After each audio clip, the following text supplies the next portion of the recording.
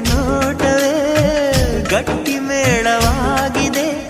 ರಾಗ ಎನ್ನಲೇ ಅನುರಾಗ ಎನ್ನಲೇ ಪ್ರೀತಿ ಎನ್ನಲೇ ಹೊಸ ಮಾಯೆ ಎನ್ನಲೇ.